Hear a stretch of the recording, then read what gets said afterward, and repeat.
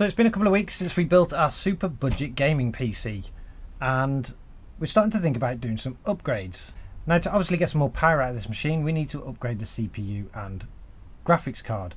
But due to the prices being inflated and we're still on a budget, we decided to do some more prep work before we do that. One of the things that we really lacked on when we first built this machine was cooling. So today we're going to have a look at fixing it.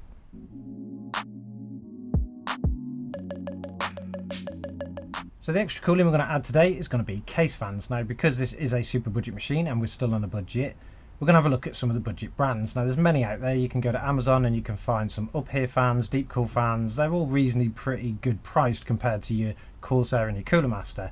But one of the brands that I've used a lot in the past, which you'll know if you watch the channel, are Coolmoon. Now, Coolmoon are a Chinese brand of fans, and you can get them in lots and lots of different designs. This one is a pretty standard fan in that it's got RGB around the edge with a white fan in the middle, and what that does is the RGB projects onto the white blades and makes it look like a circle. Obviously, Coolmoon use their own proprietary connection, so you will need a Coolmoon controller for this. But all the other different types of fans you can get ones with a bit of a diamond pattern, so the colour's actually from the centre outwards and it shines through the edge. You can get ones with additional frames, like this one, where the colour is actually in the middle and around the edge, and it will produce different pattern frames. And I've also got ones that look like this, and this is very similar to the square one, but it's a round version that has multiple RGB in the middle and again round the frame to make a bit of a halo. Now, these do vary in different costs, and the more fancy you get, the more expensive they are. So we're going to stick with the basic fans for this build. Now, in particular, I'm going to be fitting 4 fans in this. We've already got a standard case fan in the back, and what we're going to do is we're going to have a look at moving that to the top. We're going to install 3 fans into the front and then a third in the back, so we've got RGB at the front and back. As far as design goes on this build, you can pretty much fit anything that you want. You can have it full rainbow, you can theme it against a specific colour. Because we've gone for pretty much the greys and blacks on everything else, anything else will pretty much go with it. I'm going to go for a white on the black theme, because I think it looks nicer when it's really plain more than anything. But again, because we're fitting a Coolmoon system, we can actually change the colours via remote control whenever we want. Additionally, with the fans that we're using, because the case that we're using is an IONz KZ10, it doesn't come with any dust filtration on the front, and because we're going to be drawing air through the front, we don't want that much dust going into the system. So you can actually purchase separate these. These are dust filters that are for 120mm fans, and they simply screw on between the fan and the chassis so that you can still see your lights from the front, but they'll actually catch all the dust going through, and then you can simply take these fans out and clean these pads when needed. So we're going to get those installed, and we're going to get these installed. The first thing that we need to do to our case is take the back off. So as we remember when we built it, the back removes very easily with some thumb screws. I've got these ones a little bit tight, but you can always use a screwdriver to just be able to tweak them out. Once we have the back off, we need to be able to access all of the front in here. Now, the bottom one is the most difficult because we actually have our hard drive tray in here, and we need to remove that so that we can actually get a screwdriver in to do up the screws. To remove that hard drive bay, we simply have to look at the bottom, and there's 4 screws to take them out. Now, we have bundled our cables in there, so we'll just have to be careful that we don't remove them when we do it. Now that we've got this tray out, unfortunately, because this case doesn't actually have a cover on the front, we could just draw it straight out. What we need to do is remove the front. Removing the front is as simple as pulling on the bottom, pretty much like any standard case, although sometimes with these cheaper cases they are a little bit more tighter, but they will come if you actually just give it a little bit of pressure. Like that. Now we want to move the front out of the way without breaking any of our cables. And now we can actually access the front panel here. Now these fans are going to mount onto the front like this, and then we'll use some of the side holing down the side to be able to draw the cables back through the back. So we'll get these fans installed, and then we'll start installing the controller.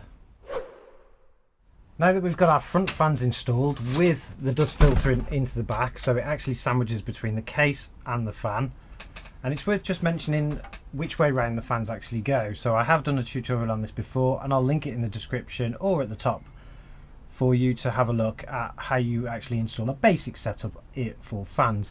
But the basic principle is the frame side of a fan, so the side that's actually got the black frame, is where the air comes through. The front of it is where it actually draws air. So the front fans we've actually faced that way round, drawing air into the case. They're going to provide lots of cool air into the system to all the components. Now that we fit them, we need to have a look at installing the rear fan. Now because we've already got a case fan in here, what we're going to do is we're going to move that one to the top, and then we're going to install the fourth fan into the back. With our rear fan installed, blow it out of the system because it's going to take that warm air now out of the system, and same as the top one, it's going to take the warm air out. We haven't actually had to use any of the dust filters, and that's because it's drawing the air out. It's not got any chance of bringing the dust into the system.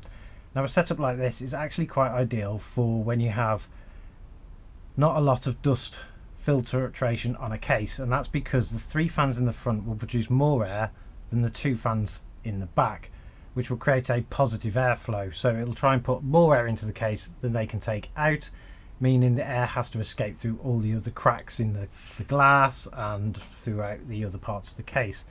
If it was actually a negative airflow, where we were trying to output more air than we were putting in with fans, we would actually draw that air in through the cracks, which means dust and things can get into the system that way. So this is pretty much the cleanest way of doing it with a case such as this. With all the fans installed, we have to look at how we install the controller. Now on the back, we're going to have a lot more cables out, and we need to place all these cables for the fans and the RGB into that controller somehow, and a controller will also need powering. And this is the controller that we're going to be installing in this system. It's a Coolmoon controller.